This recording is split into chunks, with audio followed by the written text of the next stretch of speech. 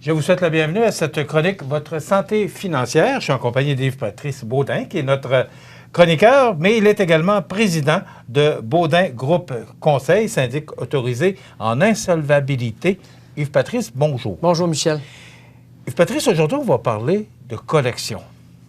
Bon, c'est rien de drôle. C'est rien de drôle. Quand on est rendu là. Puis c'est pas un sujet léger pour commencer l'été. Non. Mais il faut en parler parce que ça fait partie de la santé financière. Elle peut être bonne, mais elle peut être moins bonne. Elle peut être moins bonne. Comment définis-tu exactement, Yves-Patrice, le mot collection? Bon. Collection, recouvrement, c'est deux mots qui sont synonymes. Les gens vont faire référence souvent aux agences de collection, agences de recouvrement qui sont réglementées par des permis. C'est les activités de perception quand ça va mal. Donc, quand les gens veulent se faire payer, les créanciers veulent se faire payer et que ça va mal dans la vie de la personne qui a une dette, bien, il faut prendre des mesures pour protéger la capacité de récupérer l'argent qui nous est dû. Donc là, ils vont mettre en place des mesures pour aller chercher leur dû, aller chercher leur argent, aller récupérer les paiements qui sont en retard, dans le fond. Et là, on a eu une belle pause par rapport à ces activités-là à cause de la pandémie dans les 2 dernières années. Là.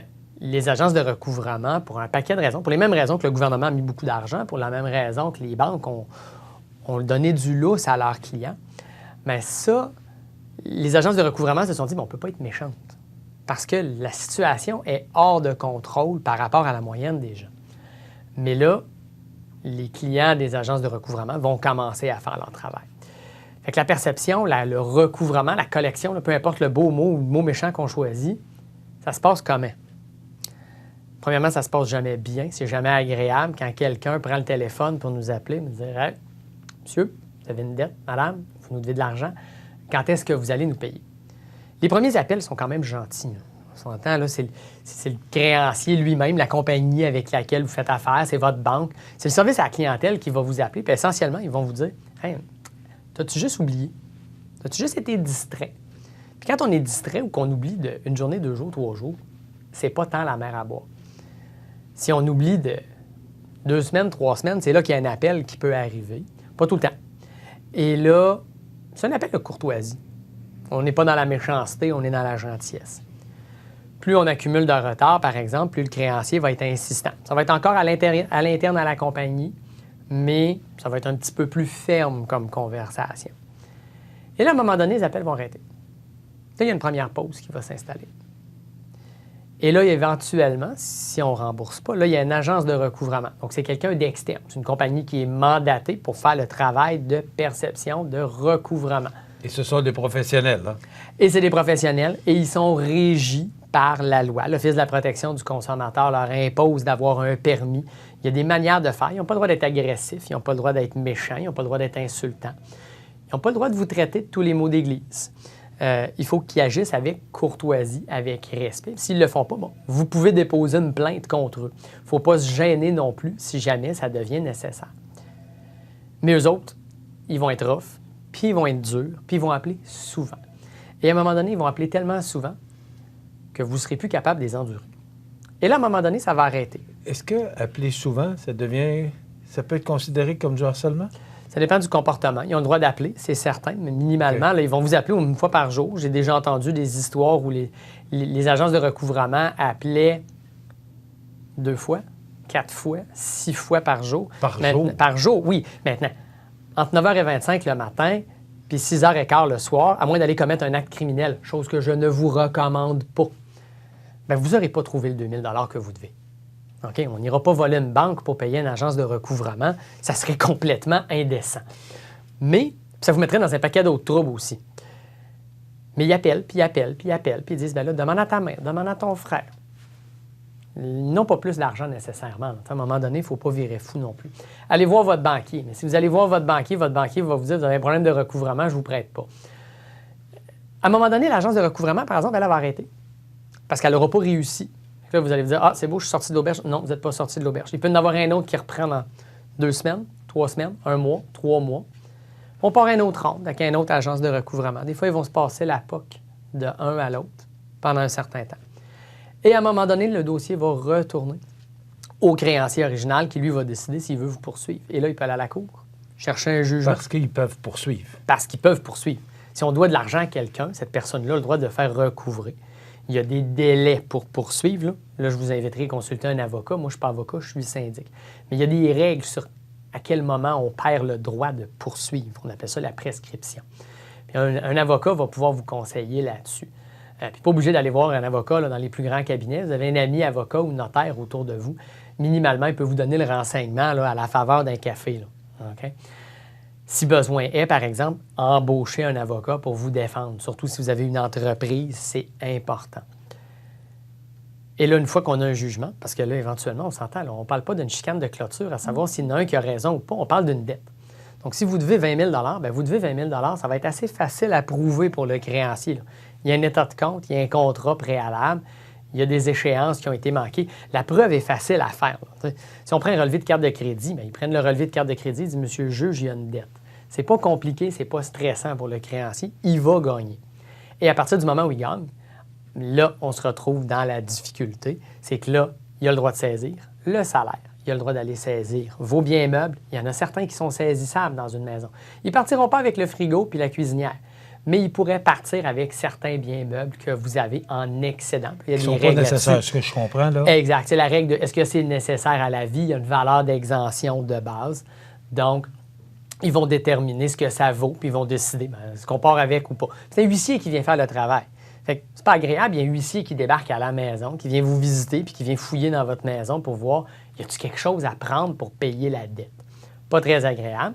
J'ai parlé de saisie de salaire. Bien, ça, c'est le patron qui reçoit une lettre qui dit « Bonjour, vous devez prendre une portion X du salaire de votre employé. » C'est pas agréable, c'est pas le fun de ces relations de travail non plus. Ça peut inquiéter le patron par rapport à votre capacité à travailler. Des patrons qui n'aiment pas ça puis qui deviennent agressifs par rapport à leurs employés. Puis heureusement, bien, il y a un paquet d'employeurs aussi qui vont être compréhensifs et humains puis qui vont dire « OK, là, je comprends pourquoi tu avais de la difficulté à te concentrer.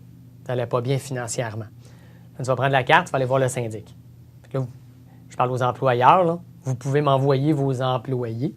Vous pouvez les envoyer voir un syndic autorisé en insolvabilité parce que là, on devient une ressource. Mais on rappelle que ce n'est pas nécessairement pour faire faillite. Non. Parce que quand on entend syndic, moi, je reviens souvent là-dessus. C'est que... À chaque chronique. Oui, parce que je trouve ça important de le mentionner. Oui. Tu es président d'un syndic, et ça le dit, syndic autorisé en insolvabilité. Mais quand on va chez vous, c'est pas nécessairement pour faire faillite, c'est pour trouver des solutions. Trouver une solution. Puis les solutions, il y en a plusieurs. Elles sont nombreuses. Première solution, oui, on la nomme, on n'a pas le choix. C'est la faillite. Okay? C'est l'ancien nom de notre profession. C'est le nom de la loi qui nous gouverne, la loi sur la faillite et l'insolvabilité. Mais le mot insolvabilité est super important. L'insolvabilité, c'est quand on n'est pas capable de payer nos dettes normalement. Je vous épargne les critères techniques dans la loi, là. Mais quand ça ne tient plus la route, venez voir un syndic. Mais il peut y avoir toutes sortes de raisons pourquoi on n'est pas capable de payer. Exact. Il y a plein de raisons. Puis là, quand on n'est pas capable de payer, peut-être qu'on n'est pas capable de payer au complet, mais qu'on est capable de payer quelque chose. Et c'est là qu'intervient une des meilleures solutions que la loi offre, c'est la proposition de consommateur ou la proposition si on parle d'une entreprise. Et là, on peut faire un arrangement avec les créanciers. Donc, on leur dit, regardez, là, j'ai trop de dettes, j'ai trop de paiements, ça ne tient plus la route. Voici l'offre que je vais vous faire. Puis on structure une offre. On structure une solution et à partir de cette solution-là, là, les gens sont capables de dire, bon, là, je respire. Là, j'ai plus la pression. J'ai plus l'agence de recouvrement qui me court après parce que le téléphone arrête de sonner. C'est un effet de la loi. Les créanciers sont obligés de vous laisser tranquille, sont obligés de passer par nous comme professionnels. Ils n'ont pas le droit de continuer à partir du moment où vous déposez un dossier. Donc, cette protection-là vous permet de respirer. Juste là, juste ça, là, quand les gens signent leur dossier, là, on a l'impression que la zénitude redevient possible. Je ne dis pas qu'elle arrive en 4 secondes, là, mais elle devient possible, cette zénitude-là, de dire, bon, mais là, mes problèmes de dette, mes problèmes financiers, je les ai mis dans une boîte, puis je les gère. Puis je paye quelque chose. Dans une proposition, on fait une belle offre aux créanciers. Quelque chose qui tient compte de la capacité de payer. On ne dira pas à quelqu'un de payer 800 $ par mois s'il n'est pas capable de payer plus que 300. Ça ne serait pas raisonnable. Les créanciers partiraient à rire aussi parce qu'ils diraient, bien, tu m'offres 800, mais tout le monde sait que tu n'es pas capable de payer plus que 300. Donc, ce qu'on fait, c'est qu'on trouve une solution raisonnable. On accompagne les gens dans la démarche parce que, bon, c'est nous autres qui sait comment ça marche, puis c'est quelque chose que les gens ne veulent pas nécessairement savoir comment ça marche. C'est pas agréable. C'est comme un traitement de canal chez le dentiste. Je veux pas savoir comment ça fonctionne. Mais si par malheur, j'ai besoin d'en avoir un jour, je vais aller voir un professionnel, je vais aller voir un dentiste qui va me le faire, en espérant qu'il me gèle assez pour que ça fasse du bien. Pas que ça fasse mal. Alors, quand on vient voir un syndic, bien, c'est ça. Je vais geler vos dettes, là, comme chez le dentiste. Là. Je ne sais pas c'est quoi la méthode, je n'essaierai pas de mimer la chose, mais le syndic va geler les dettes. On appelle ça la suspension des procédures. Les créanciers vont vous laisser tranquille. La douleur, elle s'en va.